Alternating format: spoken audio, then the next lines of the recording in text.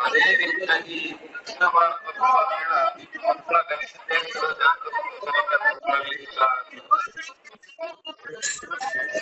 ಮಕ್ಕಳ ಕನಿಷ್ಠ ಅಂದ್ರೆ ಸೇರಿರ್ತಕ್ಕಂಥ ಭಕ್ತರ ಅಪತ್ಯ ಒಂದು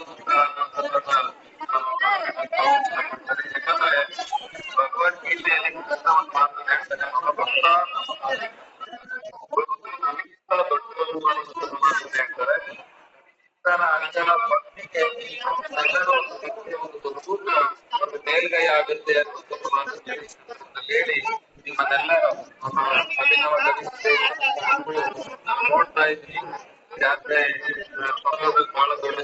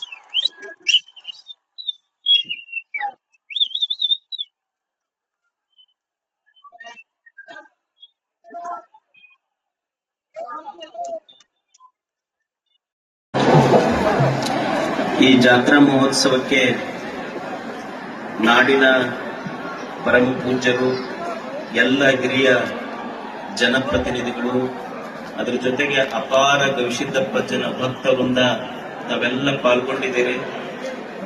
ನಾನು ಮ್ಯಾಲ್ ಮಾತಾಡ್ತೇನೆ, ಎರಡ ಮಾತು ಹೇಳ್ಬಿಡ್ತೇನೆ. ಒಂದು ಬದುಕು ಸಾರ್ಥಕ ಆಗಬೇಕಾದ್ರ ಮನುಷ್ಯ ಏನು ಮಾಡಬೇಕು?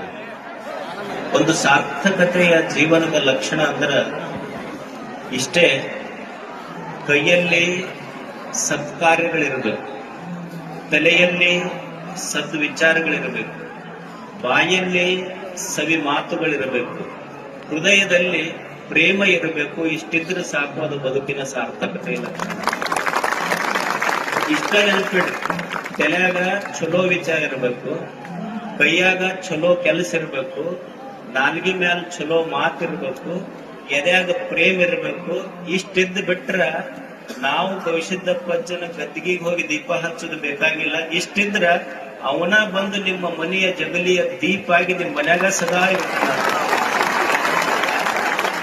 ಮನೆಗೆ ಎಲ್ಲ ಬಹಳ ಭಕ್ತರು ಸೇರಿದರೆ ನಂದೊಂದೇ ಮಾತು ಗೊತ್ತಲ್ಲ, ನಿಮ್ಮ ಜಾತ್ರೆ ಮುಗೀತು, ನನ್ನ ಜಾತ್ರೆ ನೀವೆಲ್ಲ ಸಮಾಧಾನದಿಂದ ಸಂತೋಷದಿಂದ ಮನೆ ಮುಟ್ಟದ ಮೇಲೆ ನಮಗ ಅವತ್ತ ಆಗತ್ತೆ ಹೇಳ್ದಂಗ ಆಗ್ತೈತಿ. ನೀವೆಲ್ಲ ದಯವಿಟ್ಟು ಕೈ ಮುಗಿದು ನಿಮ್ಮಲ್ಲಿ ಪ್ರಾರ್ಥನೆ, ಯಾರು ಅವಸರ ಮಾಡಬೇಡ್ರಿ, ಒತ್ತಡ ಮಾಡಬೇಡ್ರಿ, ಸಮಾಧಾನದಿಂದ ಹೋಗ್ಬೇಕಷ್ಟೇ. ಒಂದ್ ಸ್ವಲ್ಪ ಗದ್ಲಿದೆ, ಆದಷ್ಟು ನಿಂತು ಹೋಗ್ರಿ, ಯಾರು ಒತ್ತಬೇಡ್ರಿ. ಸಮಾಧಾನದಿಂದ ಸಾವಕಾಶವಾಗಿ ನಮ್ಮ ಜೊತೆ ಗವಿಸಿದ್ದಪ್ಪಜ್ಜನ ನನ್ನ ಹೃದಯ ಕುಂತ ನನಗೆ ನಡೆಸ್ತಾನ ಅನ್ನೋ ಭಾವನೆಯಿಂದ ಸಮಾಧಾನದಿಂದ ಹೋಗ್ರಿ. ತಮಗೆಲ್ಲ ಶರಣಾರ್ಥಿ.